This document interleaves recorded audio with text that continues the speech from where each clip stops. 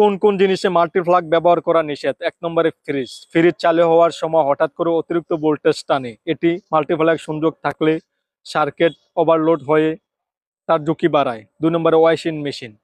Washing machine অতিরিক্ত motor ব্যবহার করা হয় যা নিরবিচ্ছিন্ন বিদ্যুৎ চায়। মাল্টিপ্লাগ যুক্ত করলে তা বিদ্যুৎ সরবরাহ বাধা সৃষ্টি করে ও যন্ত্র ক্ষতিগ্রস্ত হতে পারে। 3 এসি। এসিতে উচ্চ ওয়াটের হিটার ব্যবহার করা হয়, মাল্টিপ্লাগ লাগালে অতিরিক্ত তাপ উৎপন্ন হয়ে আগুন লাগার ঝুঁকি থাকে। 4 মাইক্রোওভেন। এটিও অত্যাধুনিক বিদ্যুৎ টানে যা মাল্টিপ্লাগ সীমা ছাড়িয়ে যেতে পারে, সরাসরি দেওয়ালে সার্কিট লাগানো নিরাপদ। 5 হিটার বা গিজার।